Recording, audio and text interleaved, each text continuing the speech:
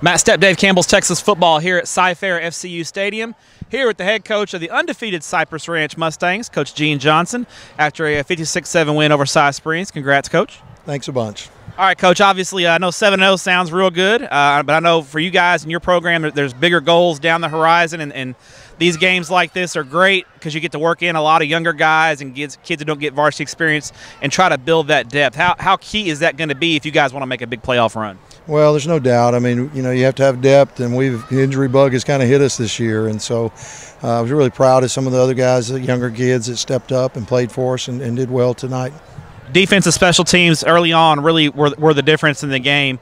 Your special teams unit, scored, I think, 21 points. Your defense came up with a touchdown as well. Anytime you can get those free points, it's big.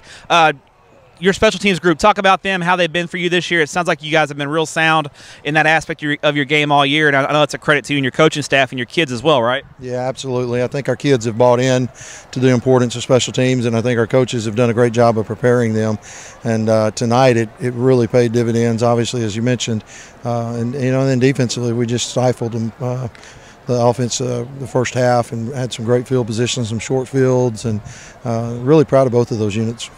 All right, now in a game like this, it gets a little lopsided. The biggest thing is to get out of here injury-free and not get anybody banged up. How are you guys on that front? Yeah, I think we came out okay, and that is it's a grind, and our district is no different than any other district across the state. Throughout the course of the season, you're going to get bumps and bruises and dings, but I think we came out hopefully okay tonight. All right, now final question for you. As I mentioned, you guys want to make a deep playoff run. Where do you guys think you need? What do you think your team needs to improve on as far as getting to that next level and making that playoff run? What are some areas that you and your staff want to work on as you kind of get down towards the end of the regular season and hopefully preparing for a playoff push? Well, I think it's just being a different team every week, and getting better next week than playing better next week than we did this week. And, of course, I guess that'll be easy with a bye week. We probably won't mess up much next week. But when we come back the following week, we got to be a better football team than we are right now. And so to look and say that we need to improve in this area and not in this other area, I think we've got to improve in every area. I'll sneak one more in for you. What's your game plan? How do you approach the bye week?